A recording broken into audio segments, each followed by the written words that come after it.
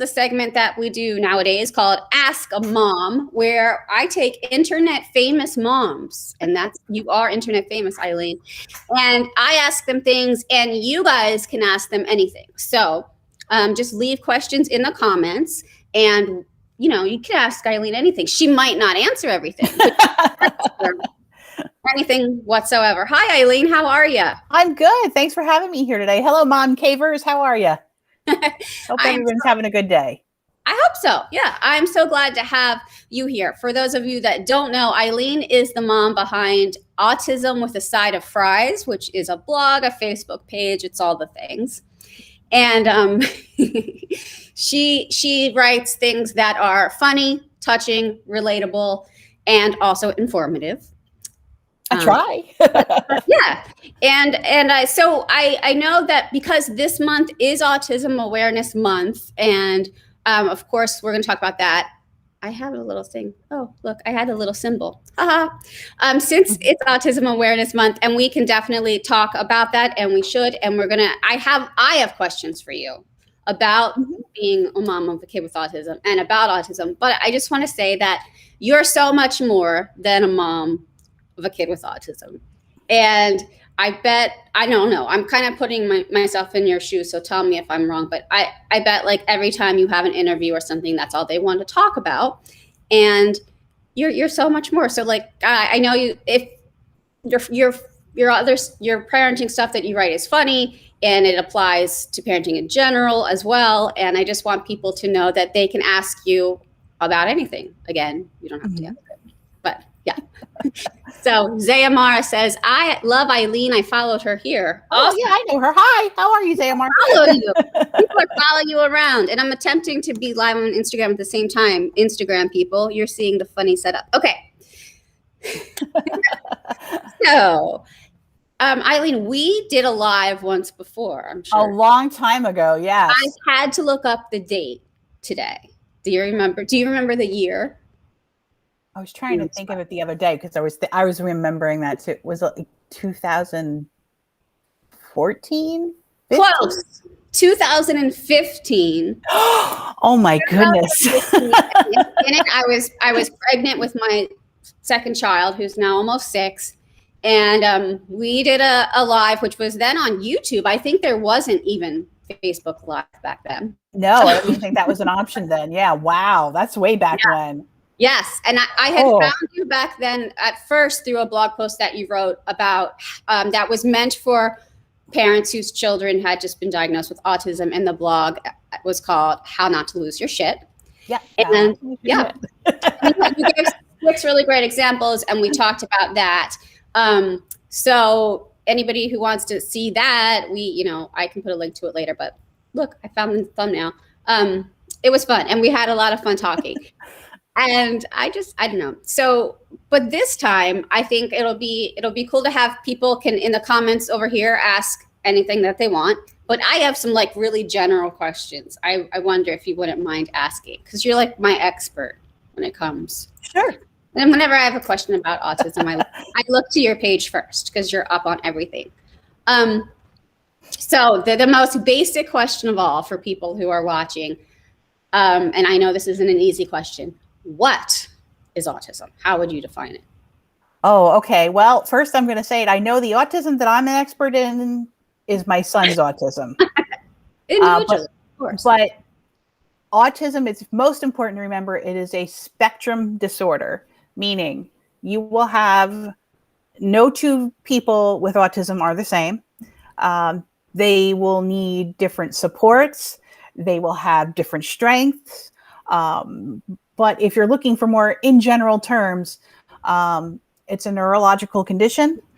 It is one where it affects communication skills, social skills. It can affect sensory processing issues with how someone hears something, sees something, feeling something. And, my son is an example of that. It's a sensory seeker, as they call it. He's always on the move. He is always on the go. He likes to run. He likes to be physical, jumping on the trampoline. He loves that kind of sensory input. He is not too much with the other sensory stuff. He's pretty good about that stuff, but things that I will find extremely loud as a mother, because let's face it, our ears are pretty much toast as moms. He loves, and but he has classmates that will walk around wearing headphones to help protect their ears because they are so auditorily sensitive to things. So noises that are just very nondescript to us, they can hear. Like they'll hear the buzzing of a fluorescent overhead light. They can hear it. Even just lighting sometimes it can bother them. I know another one of his classmates has occasionally worn sunglasses because the lighting, he just prefers it to be lower, more shade. So that's another component with autism. But, autism a lot of times in the media is portrayed as, unfortunately, a very Rain Man-like stereotype where they've got some super special skill where they can, drop the toothpicks on the floor and be able to count them. And that is so not the case. That is not the autism, especially that we're dealing with in my house. But for most of the general public as well, that is just not the case. So I would tell anyone, if they wanted to know more about autism, follow more blogs, less TV. That's a pretty good rule about like anything you want to become an expert in, not just autism. Read more, less TV. Kelly's saying, Mama Fry is the best. She's helped me with my own son's diagnosis. Oh, hi, awesome. Kelly. And hi, Dina. Hi, Dina. So is autism a disability? Yes. I mean, for lack of better words, it is. My son has a disability, which means he needs supports. He doesn't go to a traditional school. He actually goes to a school that is just for students with autism. But that's not to say that every child with autism goes to a specialized school for it. For many years, in fact, my son went to a typical public school until that school system wasn't able to give him the proper classroom environment that he needed to succeed in. And there are lots of kids that thrive in the typical public school environment and do well in it. My son has what is called an IEP. It's called an individual education plan, which means his learning is not traditional. We set goals every year with his teaching staff about the things he's going to work on every year. My son is 16. He'll be 17 next month. Whereas, a teenager might be doing more, a typically developing teenager is doing the usual subjects of geometry, calculus, history and English lit. My son is working on life skills, vocational training skills, basic independent living. So his school day is very different than a typical teenager's, just from top to toe. I mean, just even the basic on his class size. He's in a tiny classroom. He's not going in and out of classrooms all day. He's not going in and out of a locker all day. So yeah, his whole, an IEP is great because it's customized to what that child needs. So I always say that to parents, like that is the goal. You want that IEP because if something's not getting done, you can just pull it up. Be like, here's the receipt. Boom. Like it needs to be getting done. Got it in writing. That's always important with so many things. Yes. Yeah. So. Everybody's watching. If you have any comments for Eileen, just drop them. Comments, questions, drop them in the comments. And it can be about anything. It doesn't have to be about autism, but about anything. But most of our questions, mine are about autism because I don't know that much about it. And you are my expert. Xiomara said the good doctor type. Yeah, that's another stereotype of autism. I love that show, but yes. Yeah, it's like that. Well, it's funny. I've watched exactly one episode of that show, and a lot of people saying, "Well, you don't watch it." Or when Parenthood, that was another show that was on that had an autistic character, and they're like, "You didn't watch it?" I'm like, "No," and I'm like, "I live with it." Like to me, it's just you don't need to immerse yourself, right? Yeah, like I gave it The Office. That's always my thing. I gave it The Office. I don't need to see it on TV, right. And mostly it's because of that. It's not the autism that I can relate to because I don't live with that. I'm not denying that it exists, but it's not what's going on here. Well, I love it. And it's a spectrum, as they say, and like all of human behavior and biology is a spectrum. Nobody is exactly the same. So it's just trying to kind of make these groups so we can sort of help and diagnose. But yeah. Dina says, my son is thriving thanks to the IEP and help he gets. He has a reading issue and ADHD. Yep. So yeah, the IEP is so important. How do you diagnose autism? Well, you start with the basics. You go to the pediatrician first. I would tell any parent, if they were concerned about a child's development, you need to see your child's pediatrician. The people who can diagnose autism are developmental pediatricians, which is a subspecialty, or a child psychiatrist, or a child, a neurologist that, like a pediatric neurologist that is an expert in their field. This is not to say that some adults don't get diagnosed later in life. They have. I know many a parent of an autistic child that once they started going through the process of getting their child diagnosed, realized, hey, I do that. Hey, I did that. Hey, that's something I went through. And they were never diagnosed as children. Right. And they then go through the process of themselves getting diagnosed, which is a whole other thing. But boy, isn't that interesting. Because they had things going on in their lives, and especially with women, more than anything, are very underdiagnosed with autism, because how autism presents in women as opposed to men is so completely different. And a lot of it, there is I don't want to say a sexism base to it, but it's a lot of women I know who are adult autistics said it was, they were told they were overly emotional, dramatic, we're just all that way. Yeah, just like you're that crazy woman syndrome. You're just hysterics. And it wasn't. It was, you just have a learning disability, or you're just, you have an attention issue. And it was all under this umbrella of actually being autistic. Wow. And a lot of doctors it's gotten better now as time has gone by. But definitely there is a wave of women that were never diagnosed as younger children. Yeah. Because as we were talking about, like, some of the autism portrayals in TV and movies, I can only think of male autism portrayals off the top of my head. I can't even think of any women. Exactly. Yeah. That's interesting. Exactly. So yeah, that actually bugs me. Well, when that show, The Good Doctor, did come out, somebody said to me, they're like, one of the reasons, like, why aren't you going to watch it? I'm like, I said, why do we need to see another portrayal of a guy with autism? Like, that was my first thing. I'm like, when are we going to get a woman with autism on TV? I want to see that. Some writers have got to be thinking about introducing a female autistic character. Exactly. They've got to be thinking about it. Writers, get on that. Yes. But so what kind of tests and things do they do when they're diagnosing? Oh, well, in the case, like for my son, we started when he was around 2. It's to them, they don't know they're being tested. That's like the thing, like when they're little. They just think they're playing with these really new, neat people that are coming in. So they're assessing their skills. They give parents very big, scary booklets where it's just, every question has the answer of always, sometimes, maybe, one of those types of, and there's usually like 100 of those questions. Like, can your child imitate things that you do around the house? Like, do they do pretend play? Do they dress themselves?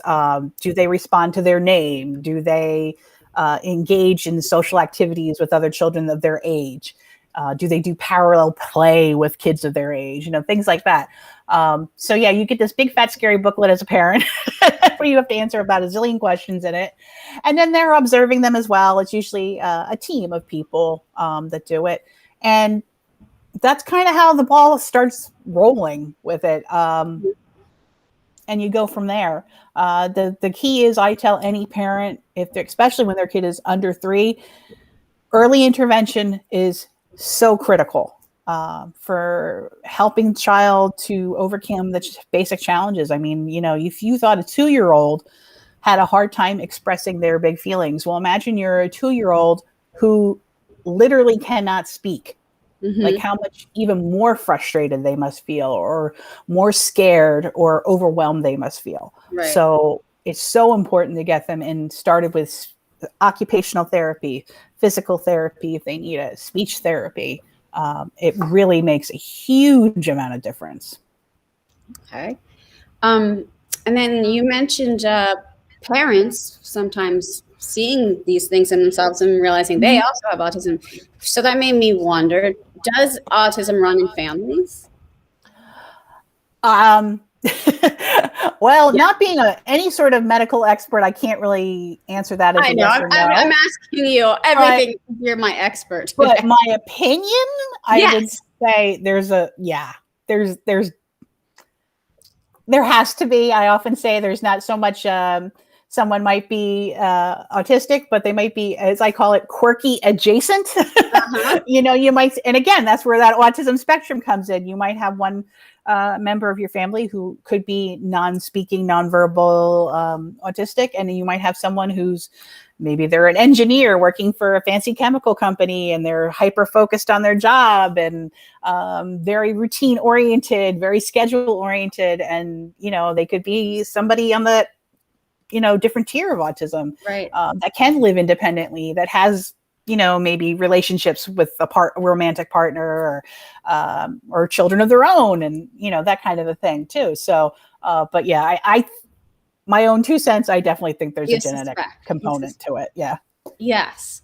I actually don't know what the latest research is about whether there's an actual genetic component. Well, for every study, there'll be another one contradicting it. So don't even try to keep up. Oh gosh, I know. That's anything you research on the internet too. You can find opposite opinions. So everybody watching, if you're just joining in, this is Eileen, and you can ask her anything about parenting, autism, or life. How are you doing in the pandemic world?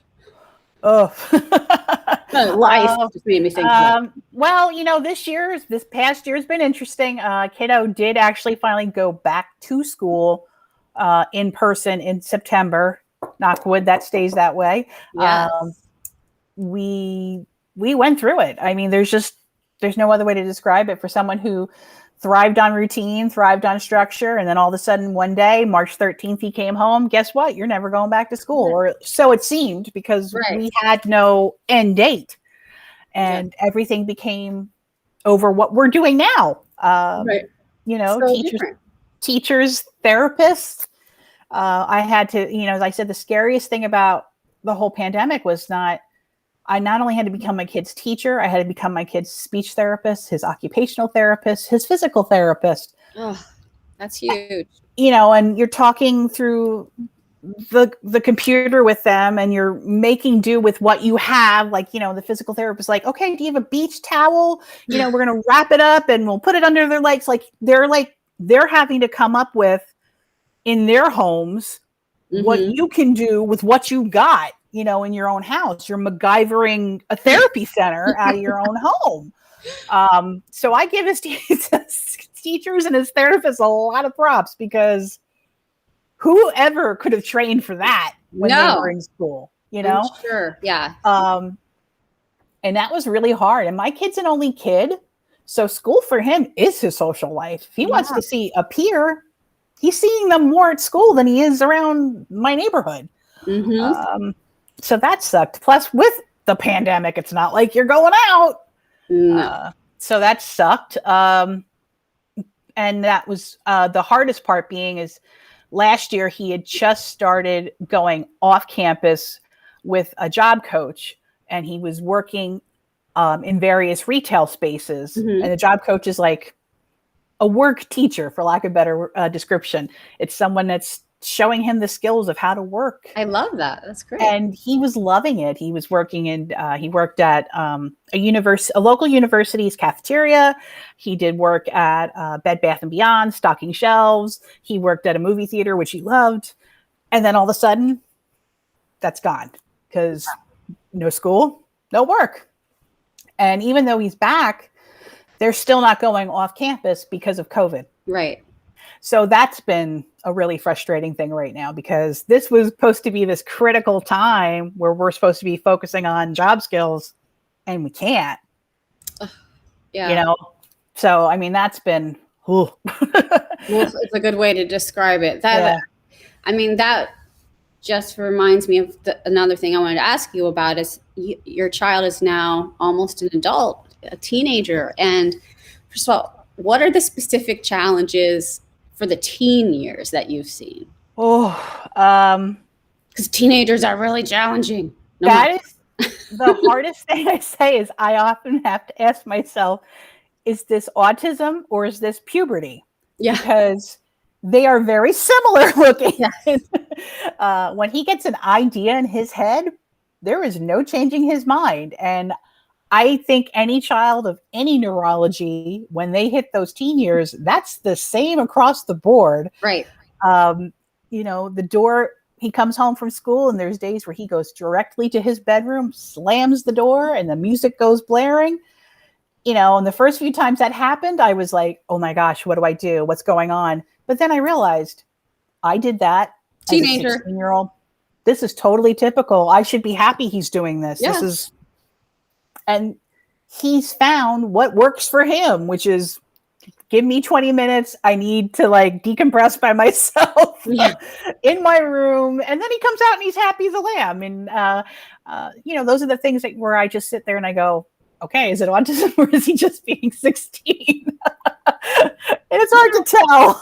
I think it's that way with any diagnosis that your kid has, whether it's health or a neurological thing. I've had this where there are behaviors that happen and you're like, is that a normal kid behavior or is that because something else, or what would they have been like if they didn't have this? We'll never know. We just go day by day. Yeah.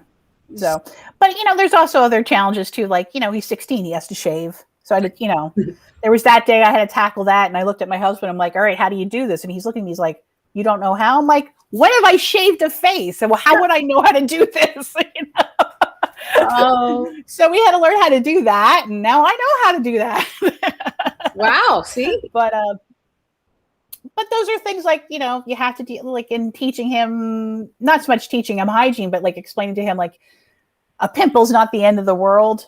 Even though we know as a teenager, it does feel like the end of the world sometimes. Yes. And, teaching him how to take care of things like acne is going to happen. And this is what we do when we get it. And, I have friends who have teenage girls who are dealing with teenage girls and periods. And that's hearing their stories. I sit there and I thank my lucky stars I have a boy. And that's all I'm going to say. I agree. Yes. So that must be very challenging for them. But, those are the types of things that come up when they become a teenager, is that you got to deal with teenage stuff. And right. It ain't easy. I don't envy you. Then there's the whole transition from, there's a lot of literature and a lot of resources for parents of young kids with autism. But what is there for the teens and into adulthood? That's the major problem right now, is there's not a whole lot of programs available. There is a real severe, they refer to it as the cliff. Kids that are on the spectrum that have IEPs legally are allowed to be in school until they're 21. Mm-hmm. So once 21 hits, it's whoosh. There's not a lot of programs. The ones that are there don't really serve all the different needs that are out there. There are some programs that are basically glorified babysitting. You're dropping them off at a facility because you're a parent yourself and you're still working and you need a safe place for your child to be while you're at those hours. I'm not saying those are bad things. In some places, that is a perfect placement for a certain person. But it's not the best placement for a lot of kids. Like for my son, he couldn't go to there. That would be a disaster for him. He'd be bored out of his mind. And one important thing I always remind people is behavior is communication. If your kid is misbehaving, they are trying to tell you something. And I look at that scenario and I go, I know what the behavior would be. We just can't. I already know what it's going to look like.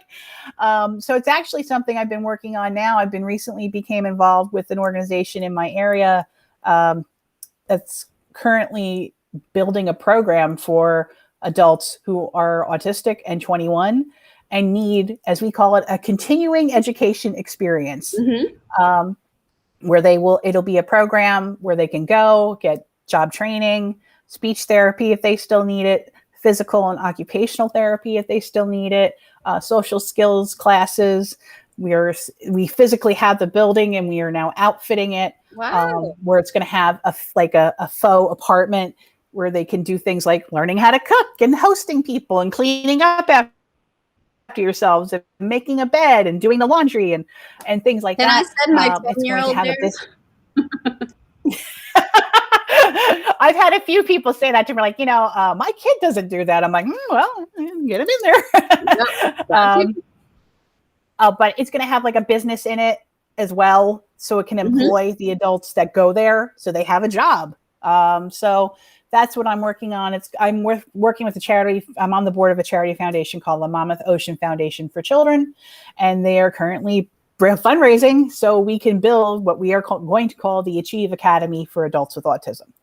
And it's going to be for kids in New Jersey, in the Monmouth County area, that are on the autism spectrum, 21 and up. So, my big thing when he was little is I didn't know what was going to happen to him when he turned 21. And as that number has approached, I realized nothing has changed. We're kind of still, unfortunately, in the same boat with programs in my area. So when this opportunity came up to become involved, I'm like, you know what?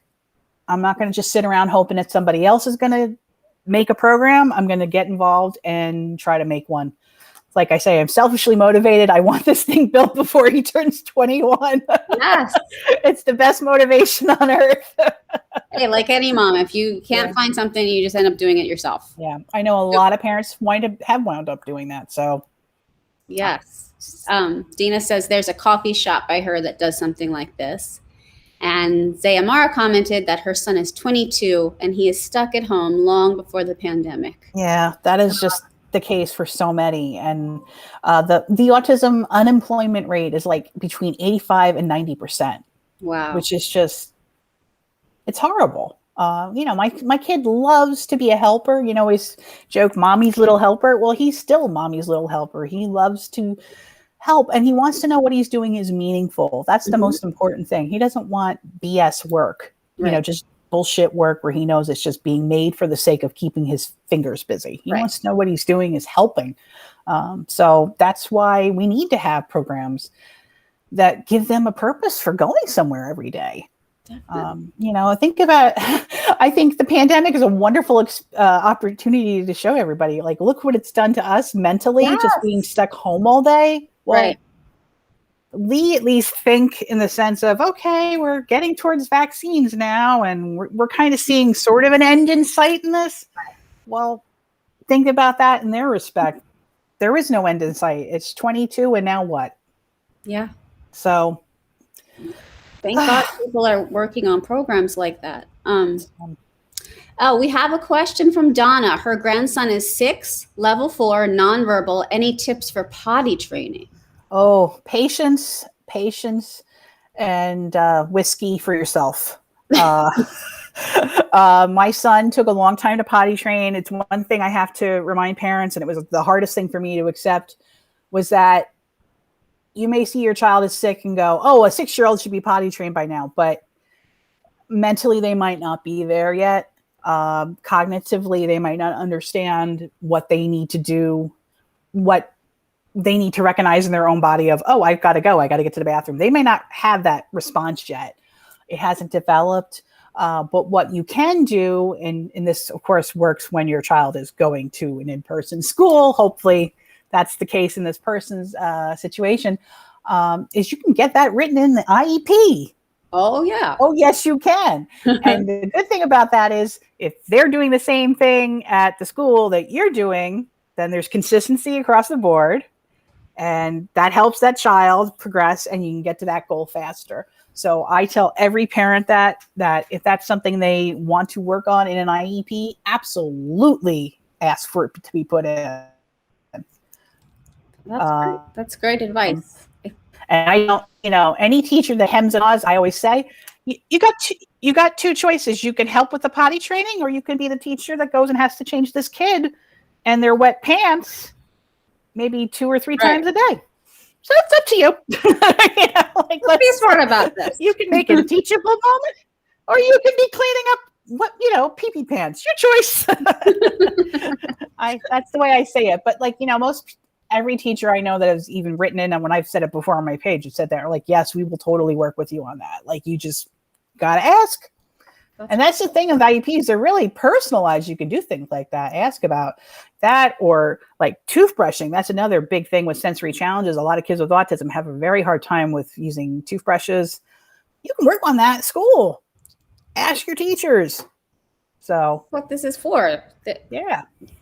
Oh, well, that's probably the best advice you've given for anybody, is that you have to ask. You have to be your advocate and get it in the IEP.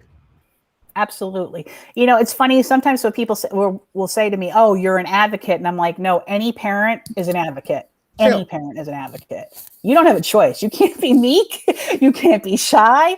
It's out the window. You got to just say it, because no one else is going to come around and do it for you." So yeah. Parenting is I have to talk to people now. Yes. I don't love this. Talking to people on the phone. It really makes it so you have to show up. You have to not be shy. Definitely. So remind me again, what is the name of the project that you're working on, the Academy? Well, if people want to follow along for it, it's the Monmouth Ocean Foundation for Children. It's on Facebook. It's on Instagram. And they are currently, we just had a big, huge fundraiser this past weekend. We had our first 5K 2-mile walk that raised a whole lot of money. So that was good. And it's going to be for the Achieve Academy for adults with autism. So wonderful. Well, would you put that in the comments for people so they can Sure. easily go visit and learn about it? Mm-hmm. And I am just really grateful to you for being a down-to-earth person, willing to share your information and your struggles with us. Thank you. I appreciate being on here today. Thank you so much. You enjoy the rest of your day.